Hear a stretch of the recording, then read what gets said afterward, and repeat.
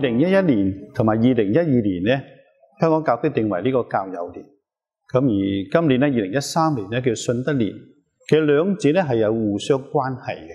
正因為有呢個信德年，即係50年前召開呢個梵蒂岡大公會議之後咧，再肯定教友嘅召叫同埋使命。咁所以嗰2年裏邊嚟講啦，幫我哋更加了解到呢一個身份。咁然之後信德年裏邊嚟講咧，教宗希望我哋能夠有一個整全嘅一個信仰嘅一個學習，但係唔單止係學習嘅，我哋話信德同愛德彼此有關係。信德咧係愛德嘅開始，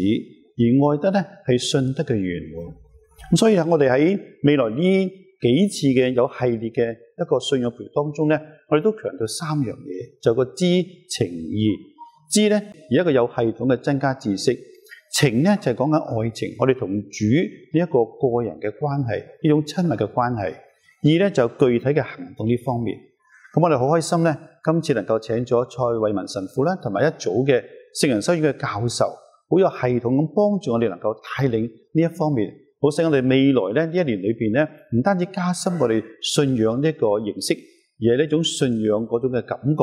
嗰種嘅情同主嗰份情，而更重要咧，能夠帶出一個更活潑嘅、更有生命力嘅一個愛德嘅行動。今年咧係整個普世教會嘅信德年，教宗本篤16世咧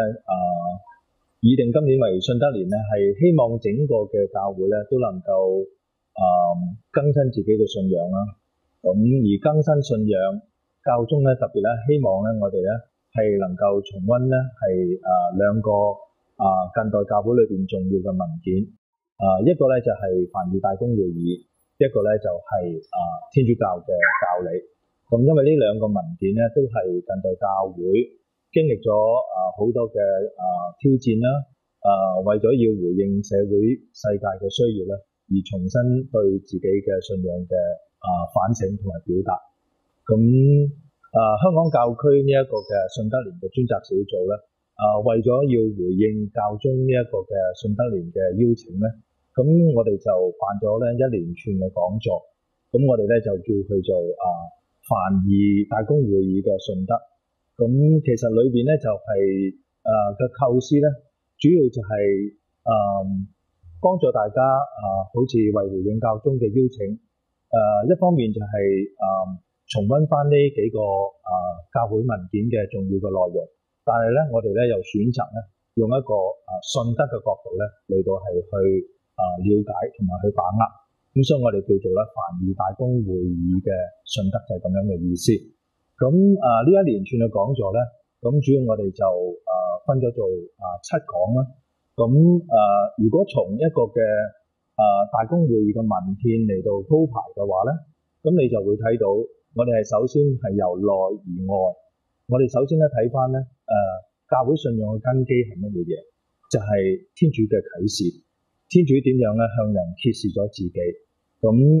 我哋因住同天主嘅呢一份嘅關係，揾到我哋自己嘅身份，揾到我哋自己嗰個嘅使命同埋目標。咁因此咧，我哋由呢一度咧就開始咧去再睇譬如教會憲章啦，我哋係一個點樣嘅團體？然後跟住我哋亦都睇下咧我哋嘅使命。我哋嘅使命包括咗咧就係可能咧係同呢個世界嘅關係啦。同其他基督教嘅兄弟姊妹嘅關係啦，以至到咧同其他宗教嘅關係等等。咁呢啲都係整個嘅呢7節嘅內容。咁我哋咧每一次咧都係選擇咗以一個唔同嘅梵二嘅文件咧作為一個嘅焦點，而以信德嘅角度咧嚟到係去詮釋。咁呢個係從一個嘅文件嘅鋪排嚟到係去講。咁當然咧。我哋亦都貫穿住每一次嗰個嘅內容咧，我哋都有一個嘅整合喺度嘅。因為我哋知道咧，信德咧唔係單係只係一啲好似知識一樣，我哋去認識一啲嘢。信德咧其實咧首先咧亦都係一種咧天主同人嘅呢一種嘅關係。咁喺呢一種嘅關係裏邊咧，我哋點樣嚟到係去明白咧？點樣嚟到去表達咧？咁所以咧，我哋會係涉及到咧我哋整個嘅人嘅。呢一個人咧，包括咗我哋嘅知與情與義，或者咧我哋咧調翻轉嚟講，首先我哋同天主有呢一種嘅關係，咁以至到咧我哋將呢一種嘅關係咧宣之於口，或者咧以文字咧嚟到表達。咁但係咧文字仍然係唔足夠，呢一種嘅關係咧有時更加需要咧落實喺行動。咁所以咧係知情義三方面咧係一個整體嚟嘅。咁所以我哋每一次嘅講座咧，其實都有呢三個部分。咁首先我哋包括咗係大概1小時嘅文件嘅一啲嘅內容嘅介紹啦，然後跟住咧我哋會有一啲個人經驗嘅分享。咁最後咧我哋亦都咧係用祈禱咧作為結束。咁希望咧睇到呢一個每一次即係嗰個主題嘅帶出嘅時候咧，都係一個比較全面嚟到睇到呢一個嘅信仰。咁所以希望大家可以藉住呢好幾次嘅一連串嘅講座咧，能夠係再重溫